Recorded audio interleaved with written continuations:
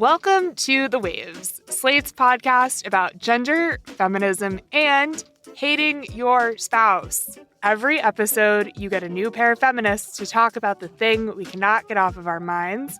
And today, you've got me, Shannon Palus, a senior editor at Slate. This week, I'm speaking to Heather Havrilesky, author of the book Foreverland on the Divine Tedium of Marriage. You might also recognize her name from the long-running advice column she writes, Ask Polly. It is really easy to have a black and white view of relationships. You have a good marriage or you have a bad marriage. You find the right person to be with, or you've accidentally kind of paired up with a bad match and things are bad. You can spot the people who are in bad marriages. They bicker in public. They admit that they aren't doing well. That's the kind of story we hear, right? A good marriage is blissful. Heather Havrilesky complicates this view by giving us an incredibly intimate view of the inside of her marriage, or at least a snapshot in time of her marriage. She alternates in the book between explaining that her husband, Bill, is the most handsome, wonderful person on earth, and that he can be, quote, exactly the same as a heap of laundry, smelly, inert, almost sentient, but not quite. When Foreverland came out last year, the reaction to that kind of language to describe your partner, it was kind of intense.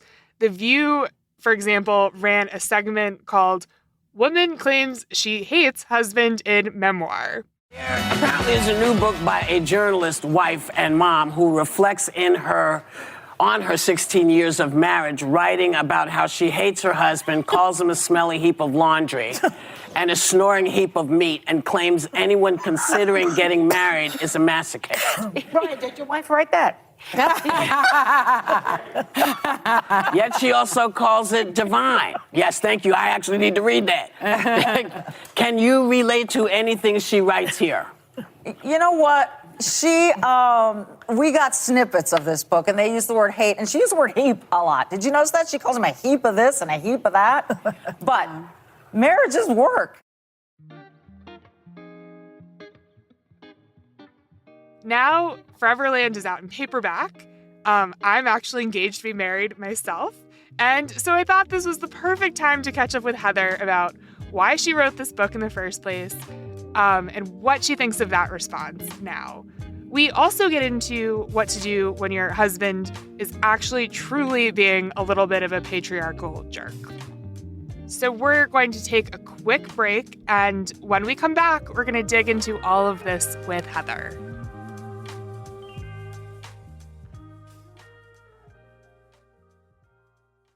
Hey Waves listeners, if you're loving the show and want to hear more, subscribe to our feed. New episodes come out every Thursday morning. While you're there, check out our other episodes too, like last week's about the insidious underbelly of ballet. Hey there, Waves listeners. Before we get started, I wanted to let you know about a story coming up a little later in the show. It's from our partners at Macy's. Since 2020, they've partnered with Girls Inc., an organization focused on the holistic development of girls and inspiring a new generation to be strong, smart, and bold. From March 1st to the 31st, you can support Girls Inc. by rounding up your Macy's in-store purchase or donating online. These funds will help support Girls Inc. STEM and college and career readiness programming. Stick around to hear from Nellie, a Girls Inc. program facilitator and trusted mentor to the girls she serves. Welcome to The Waves. I'm joined by Heather Havrilesky to talk about her book, Foreverland, on the Divine Tedium of Marriage.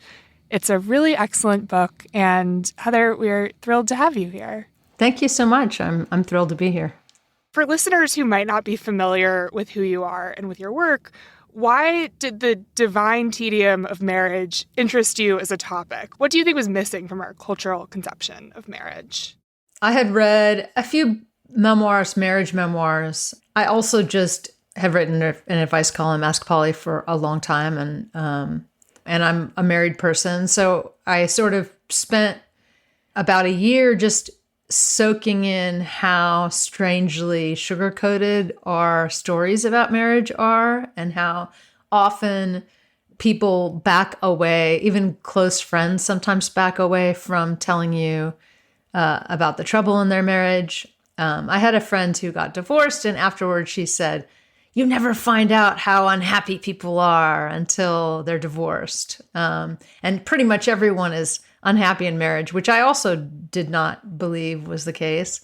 But it just struck me that marriage stories are either told from the perspective of someone who's divorced, and then they're told very brutally, or they're told from the perspective of someone who's still in the marriage and absolutely must keep up appearances and be positive and upbeat. And even, I mean, obviously there are marriages that are amazing, and there are a lot of people who do not overanalyze what's going on within their marriage because that's how they keep their marriage together. Plenty of people live that way. And so, of course, they sound sugar-coated to someone like me who maybe tells too much of the truth everywhere I go.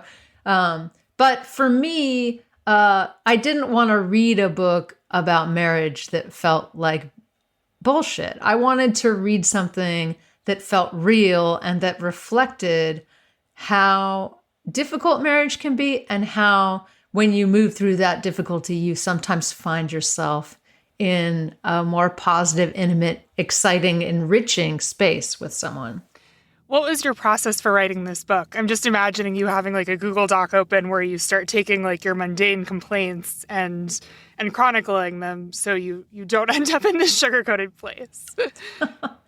I mean, I probably did have a reaction to a kind of an allergic reaction to my own sugar-coated places and my sentimentality. And I've been married for, I think, 17 years now. That's a lot of years. That's a lot of changes. So I do think that when I was writing my book, I was really trying to find sort of either the core moments of reaching a new level of understanding about how to survive as a married person, or I was trying to find those moments that things kind of broke apart, and I was attracted to the most challenging moments probably more than I would be at now, having gone through the process of writing that. It's like you're looking at something that's enormous and trying to describe one dimension of it. It always kind of felt like, how do I capture the complexity of this? I really wanted to write something that didn't sound like a Hallmark card or a therapy session. I wanted you to get people into the experience of how does it feel to be chained to someone who is amazing and terrible at the same time, just like you are. As you were talking about that, I was thinking about Glenys McNichol's wonderful book, No One Tells You This, which is kind of a little bit of the opposite of your book in some ways, in that it's about how wonderful it is to be single in your 40s.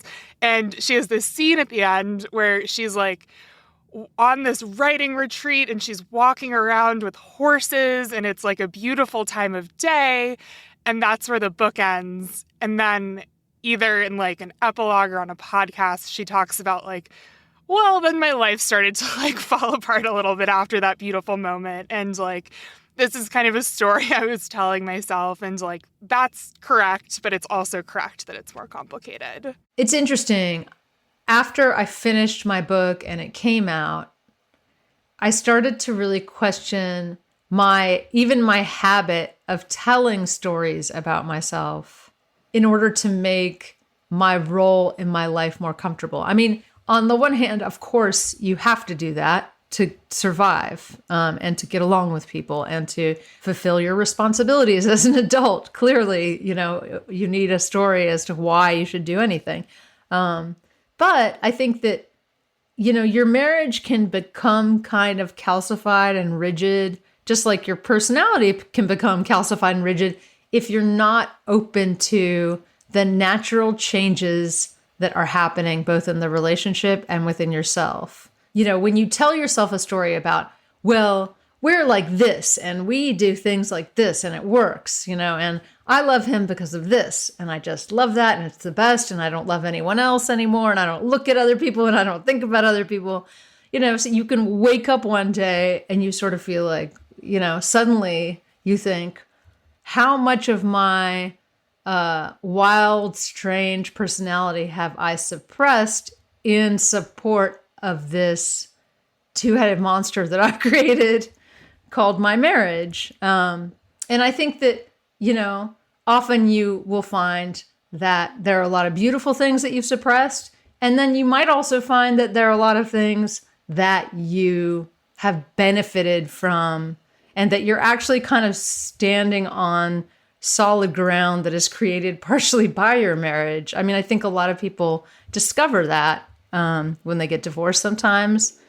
In the process of auditing a relationship, and just like in the process of going through therapy, you start to understand, oh, I actually need this. And this story, so basically you can look at your stories in a new light and say, this story actually doesn't serve me anymore. Or this story keeps my spouse in a strange role that doesn't suit him.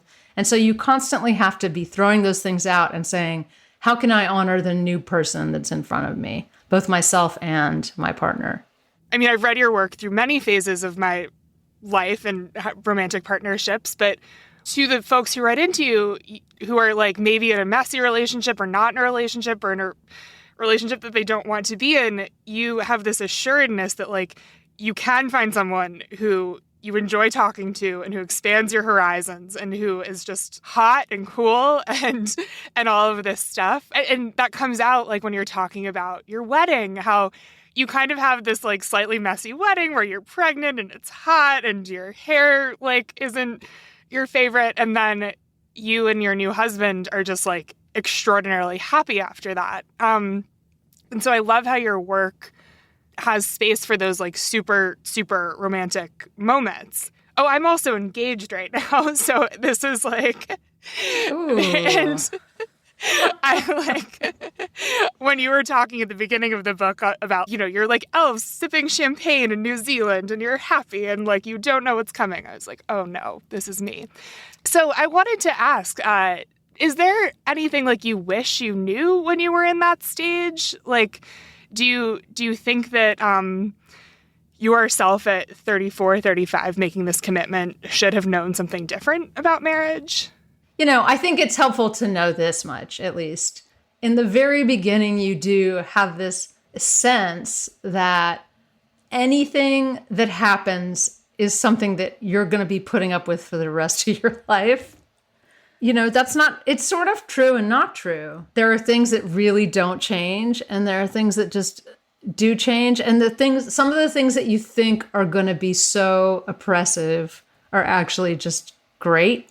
And a lot of the things that you think are going to be easy and great become oppressive because you grow into a different kind of person. I guess the most useful advice I would give to someone who is just starting out is kind of like, don't take everything too seriously or personally because it's all fluid and it will all change. I think the major advice I have is not just to stand up for yourself, because I feel like a lot of people don't, I don't know, we're in this place where people feel like things should either work or not work, and you don't have to actually speak up in personal situations. I feel like there's a lot of talk about why marriages are inherently, let's say, patriarchal, or why, women are doomed in marriage and are just automatically happier outside of marriage because a man will always take advantage and will always,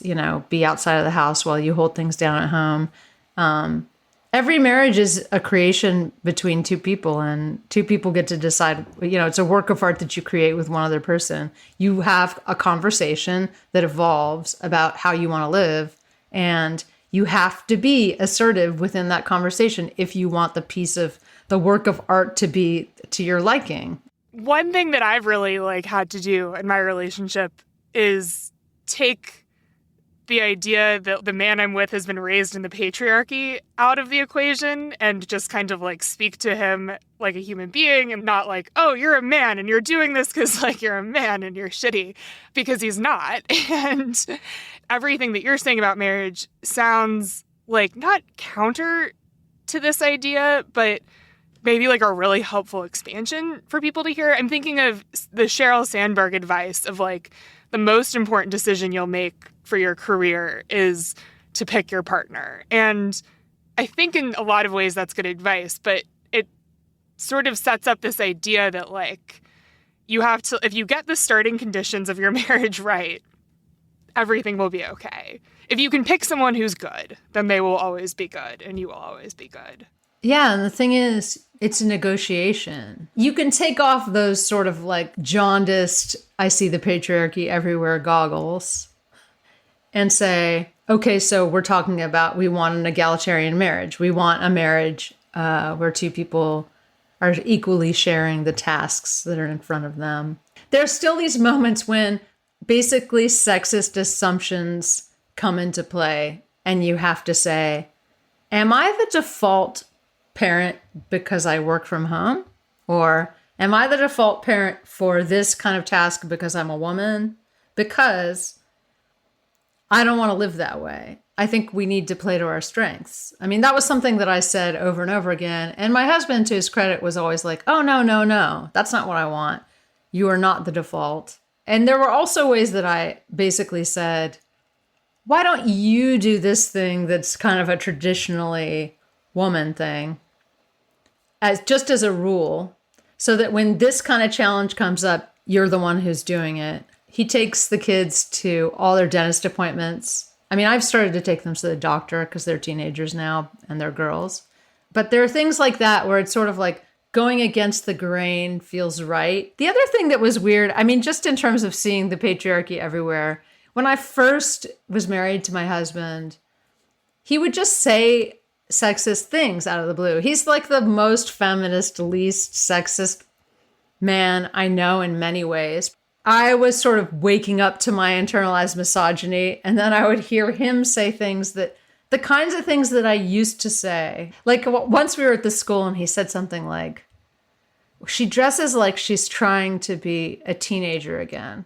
But, you know, educating someone in your house is important. You know, if you don't want to live inside like a misconceptions of what a woman should be, you know?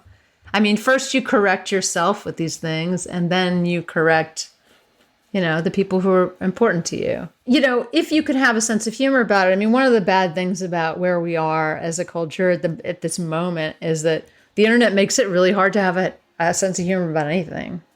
You just feel kind of backed into the corner with social media and backed into the corner with everything. And it's hard not to be humorless. I mean, I think that when my book came out, I was humorless about the reception to my book in a way that I'm not anymore, because it was so important to me, you know, that I was just like, wah!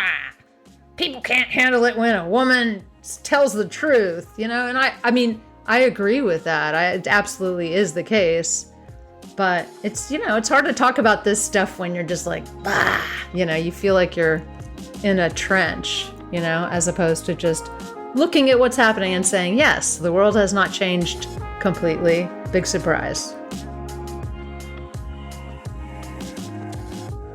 We are going to take a break here, but if you want to hear more from Heather and myself on another topic, check out our Slate Plus segment.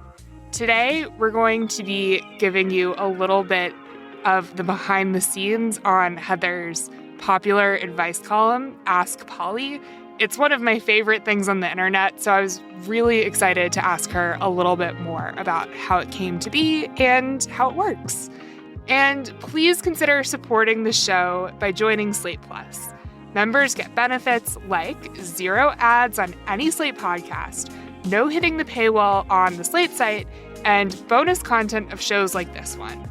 To learn more, go to slate.com/thewaves plus.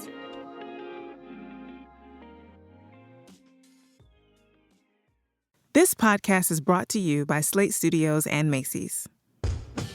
Hey y'all, what's up? It's your girl, Lene Vanille. I'm a writer, creator, and a change maker. Whether putting art out into the world or being an agent for social change, I'm always learning. Take it from me. Tech savvy and business skills are just as important as passion and creativity. That's why I am so excited to tell you about Macy's support of Girls, Inc. It's an organization that creates safe spaces for girls to navigate economic and social barriers, to grow up healthy, educated, and independent. This mission is something Nellie knows quite a bit about. My name is Nellie Washington, and I am a program facilitator for Girls Inc. of Long Island. Being a big sister, being a mentor, every day is different with these girls. We talk about everything from self-esteem, self-motivation, self-love. We have summer camps where our girls are able to learn engineering and science. Our girls are building robots. They're connecting with different people in the STEM field. Macy's, they are really what help us do the work that we do. Now these girls have another view of what's possible for them. The impact is far beyond what we can even imagine. Now's the time to support Girls Inc. and empower a new generation of leaders. This March, Women's History Month, when you round up your purchase at Macy's or donate online, you'll help fund Girls Inc. STEM and college career readiness programs. Give back and learn more at macys.com/purpose. Hey everybody, it's Tim Heidecker. You know me, Tim and Eric, Bridesmaids, and Fantastic Four. I'd like to personally invite you to listen to Office Hours Live with me and my co-hosts, DJ Doug Pound. Hello. And Vic Berger. Howdy. Every week we bring you laughs, fun, games, and lots of other surprises. It's live. We take your Zoom calls. Music. We love having fun. Excuse me? Songs. Vic said something. Music. Songs. Music. I like having fun. I like to laugh. I like to meet people who can make me laugh. Please subscribe now. Hey there, I'm Maya Shankar, host of the podcast A Slight Change of Plans. In our new season, we'll hear personal stories of change, and I'll talk with scientific experts on how we can live happier and healthier lives. We'll hear from social scientist Modupe Akinola, who studies stress and its benefits, and comedian Hassan Minhaj, who talks about the pitfalls of having a job that depends on whether or not people like him. Listen to A Slight Change of Plans wherever you get your podcasts. Hey there, it's Janae Desmond Harris, aka Dear Prudence, here to tell you a little secret I've been holding on to. Slate's Dear Prudence podcast is back. That's right, we're back to answer your questions and hopefully give you some good advice. And as always, I can't do this alone. I'll be joined by our amazing guests who know a thing or two about giving advice. You should just let 13-year-olds fight. You should not get in the middle of 4 13-year-olds fighting with each other and try and break them up because you are just gonna twist your ankle or break a finger. Whether you're a teen dealing with parents, People can be unpredictable and nonsensical, and sometimes parents and humans in general just don't make any goddamn sense. Spicing up your sex life. Or is it simply, I don't have 2 penises, so I can't do this, Or just need some validation that you're not losing it.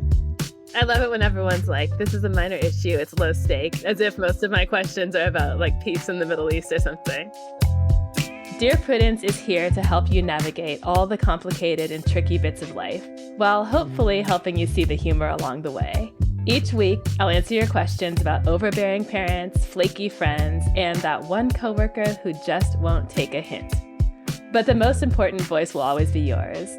Join us for Slate's Dear Prudence every Friday, starting February 17th. Subscribe wherever you get your podcasts.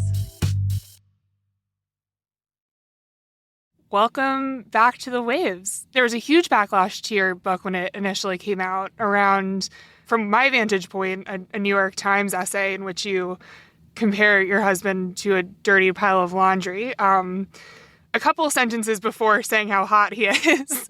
A lot of people missed that second part. It's very easy to have a negative reaction to someone saying, yeah, sure, I hate my husband. Obviously, the problem with reading something that's supposed to be funny out of context, or not continuing to read the thing and understanding the tone of it, it just sounds like something completely different than what it is. That chapter was really about almost enjoying how annoying a person could be, making gentle fun of the fact that there are times when you encounter a human being as if they're just an obstacle as you're navigating through your house and through your life.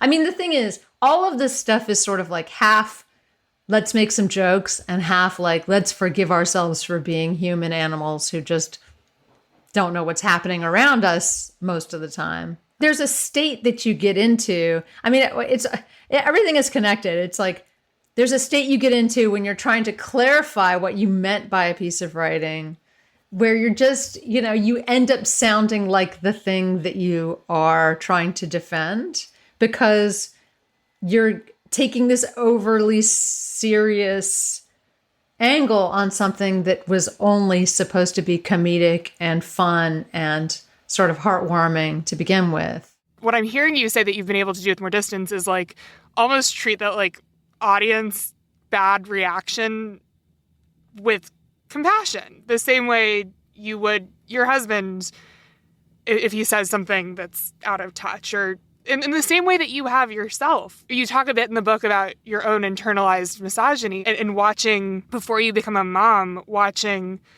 moms and how you call them like jumpy women, and you observe that like they speak to children in kind of this like nails on a chalkboard voice, and unpacking that for yourself. The other thing that's really true is that marriage it takes so many different parts of yourself to like make a marriage robust and intimate and good. And I think that I kind of, through the process of accepting that my book was misunderstood by people who hadn't read it, which is just, it's a very, 2022 kind of experience to have.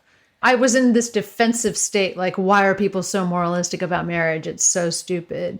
But I also think that, it's hard to interrogate your marriage or your relationship. It's very risky to do that. You've made a commitment and now you're taking out a magnifying glass. There are ways that marriage is supposed to be a thing that you don't necessarily interrogate that much, because your desire to be a full, big person who is passionate and difficult and interesting and wants to grow often stands in the way of having the most peaceful marriage possible.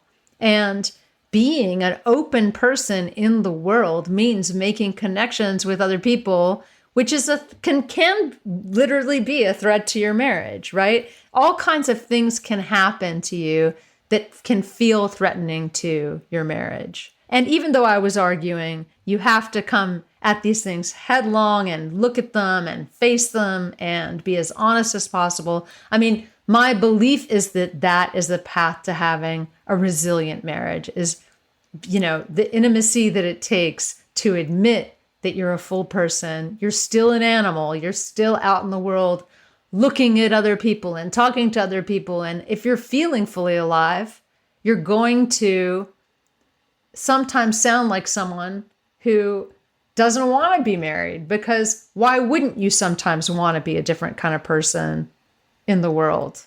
It's also just such an internet way of thinking about things, like the 800-word argument that, like, this is how you should eat pizza. This is how you should be married. Like, this is what this woman is getting wrong in her New York Times. That's absolutely essay. true. Like, it's so funny because this morning I was thinking, I just saw some op-ed headlines in the New York Times, and I thought, nothing destroys both your writing and your thinking more quickly than writing op-eds. It's just like terrible for you. And I mean, when you go on the internet to defend a position, you're just necessarily, going to be cast in the role of picking up like, oh, you're carrying a white flag now. And, hey, you're on team red. You better get over there.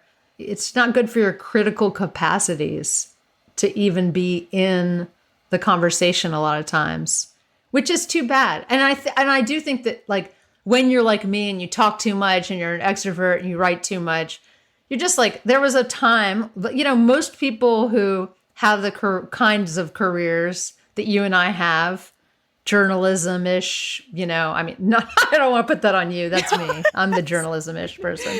You're just constantly sounding off about things until, you have to step back and say, hold on, like, who, what? Like, why am I not either crafting an argument that's careful or just shutting the hell up, you know? I think that I've had times in my career when I wrote a lot of cultural stuff, and it's almost like I look at it and I say, it kind of started out smart, and then I really got stupider for a while.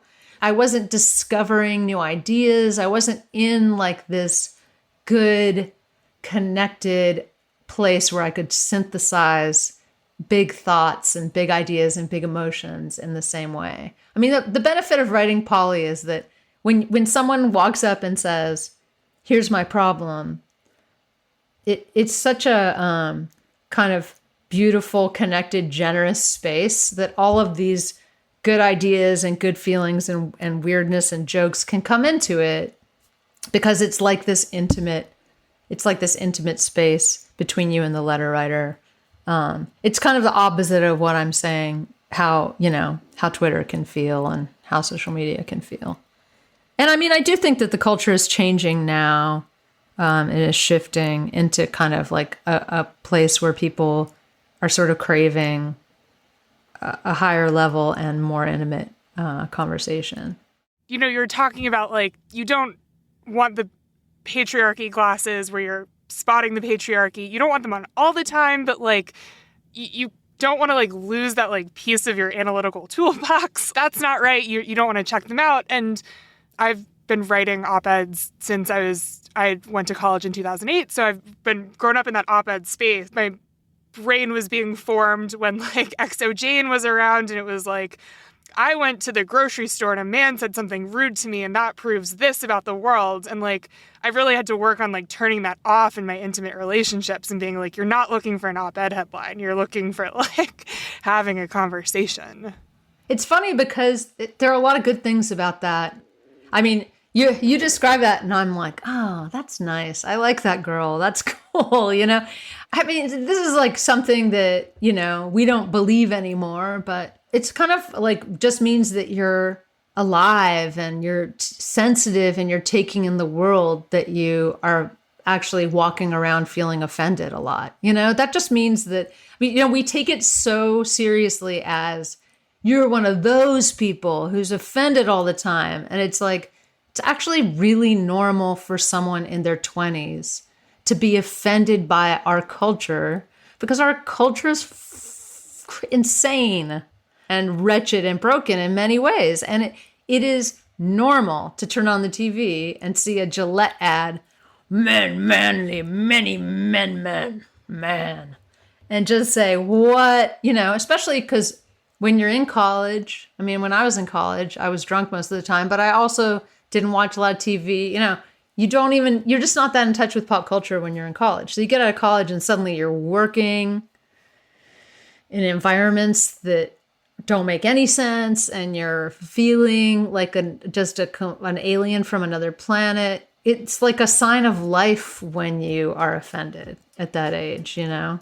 And it can be a sign of life when you're 80 and you're offended. It means you haven't stopped noticing. Heather, thank you so much for coming on. Thanks for having me. I really enjoyed talking to you, Shannon. That's our show this week. The Waves is produced by Cheyna Roth and Tori Dominguez. Daisy Rosario is senior supervising producer. Alicia Montgomery is vice president of audio. We would love to hear from you. Email us at thewaves@slate.com. The Waves will be back next week. Different host, different topic, same time and place.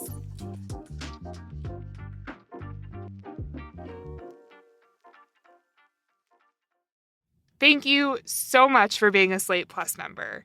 And since you're a member, you get this weekly segment.